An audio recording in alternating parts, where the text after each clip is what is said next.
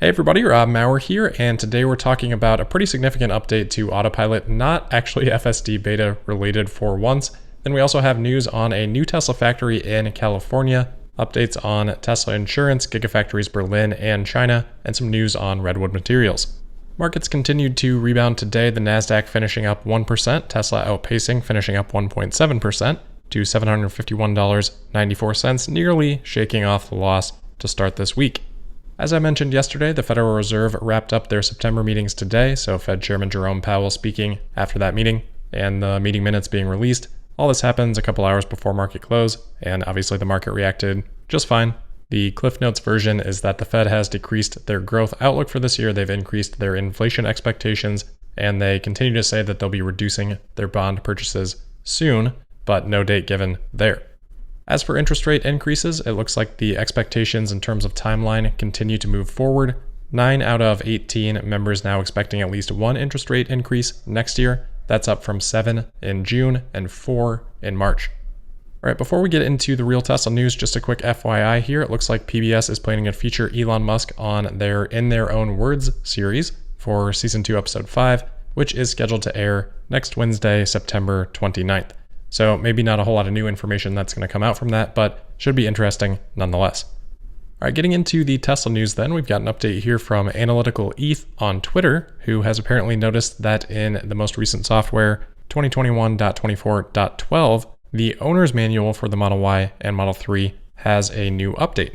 According to this person, it reads, quote, "If Model 3/Model Y detects lights from an emergency vehicle when using auto steer at night on a high-speed road, the driving speed is automatically reduced and the touchscreen displays a message informing you of the slowdown. You will also hear a chime and see a reminder to keep your hands on the steering wheel. When the light detections pass by or cease to appear, Autopilot resumes your cruising speed. Alternatively, you may tap the accelerator to resume your cruising speed. Never depend on Autopilot features to determine the presence of emergency vehicles. Model 3/Model Y may not detect lights from emergency vehicles in all situations. Keep your eyes on your driving path and always be prepared to take immediate action." End quote. Unfortunately, I can't verify this because I don't have that software version myself, but if somebody does and wants to look for it, again, it's in the owner's manual, not in the release notes. So take it for what it's worth until we do get further verification, but this is exactly what we talked about when NHTSA started their investigation into this exact scenario in regards to Autopilot. We saw all of the information that they've requested from Tesla, and already all that data is not invalid, but it's already out of date. This should make those situations much safer, and I would assume that the next step for this would be to prompt an auto lane change as well, similar to what Have on Autopilot does right now. If it senses cones nearby, it'll say changing lanes to avoid cones. So why not changing lanes to avoid emergency vehicle? Hopefully, if Tesla is now recognizing these occasions, that will soon make its way into the FSD visualization. Back in July, Elon replied to a tweet of the FSD visualization capturing brake lights, and he said it will soon capture ambulance police lights and other things, and that action would soon follow recognition thereafter. So hopefully not too long before we start to see that visualization. Maybe there's even a chance of that coming in at 10.1, we'll see on that. And then after it starts to be recognized, hopefully won't be long before it is implemented into path planning to actually try and stay out of the way of emergency vehicles.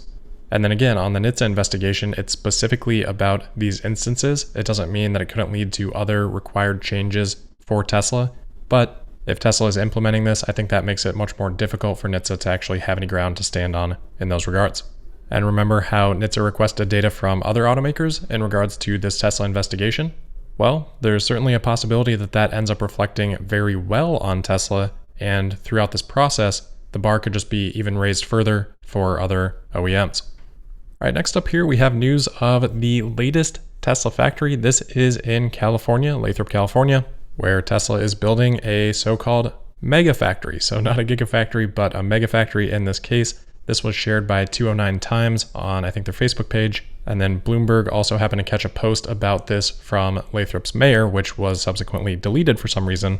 But that post read, quote, "We are proud to be the home of Megafactory, Tesla's most recent expansion here. The future of green energy will be produced right here in our community. This development means more prosperity for our city, more employment opportunities for our residents, and a brighter future for our planet." End quote.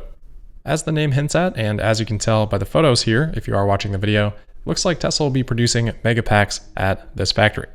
I'm not sure of the exact location yet because it'd be interesting to kind of scout it out, see what the size is like, but Tesla did recently apply to add about 160 acres of land there in Lathrop to a free trade subzone across a handful of different addresses, so perhaps one of those, but I'm sure we'll have more of those details soon enough.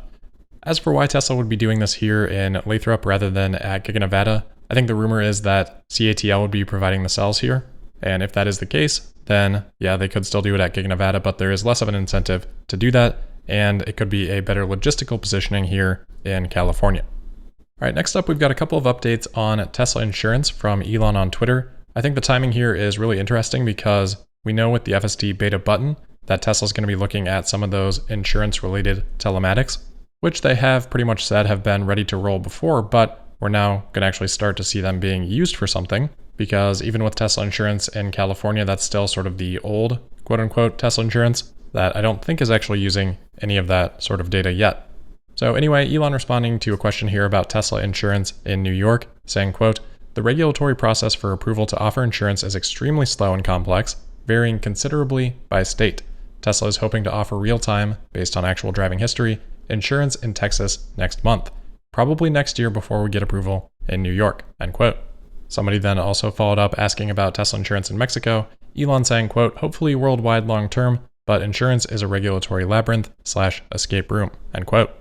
So kind of a good news, bad news situation there. It sounds like it's going to be a really slow rollout for Tesla insurance, but on the other hand, next month for Texas is really exciting, and hopefully that rollout will have happened by the time we get the earnings call, because I think it'd be a great chance for Tesla to just kind of talk about how that is being rolled out. All right, next up here, we've got an update on Giga Berlin. This is from GF4 Tesla on Twitter, sharing a couple of interesting updates. First, on the casting area, that's been sitting open for quite some time now, I think a few months actually, kind of giving the impression of stalled out progress. Well, that area is now being closed up, so good to see progress on that again. And then a couple pictures here show some of the first walls going up for the battery cell production building. Moving over to China, as we get very close here to the end of the quarter, we've got another story very similar to a story that we talked about a couple weeks ago about Chinese DMVs filling up with Teslas waiting to be registered. So we talked about this happening in Beijing. Now a story here from Tasmanian noting with photos of this happening in both Shanghai and Hangzhou. Obviously, this being a crystal clear demonstration of impacts of Tesla's quarterly wave delivery strategy. We've of course talked about this, but also in a crystal clear fashion, Elon laying this out on Twitter, saying, quote, "Giga Shanghai makes cars for export in first half of quarter, then cars for faraway parts of China, then cars for nearby parts of China. Net result is a crazy wave of deliveries end of quarter. It is tough on our team, so we're hoping to reduce the wave in Q4 and Q1, end quote. Elon also noting that Giga Berlin will help a lot with that, and to some extent, I think Giga Texas will too. All right, last item for today, the flurry of news that we have had around JB Straubel's Redwood Materials has continued. It was announced today that Ford has invested $50 million in Redwood. And as a part of that investment, the two companies are, quote, "discussing how Redwood could supply Ford's American battery facilities to ensure a steady domestic source of sustainable battery materials to fuel the production of Ford electric vehicles," end quote. The last investment round in Redwood a few months ago was rumored to be at a valuation of $3.7 billion.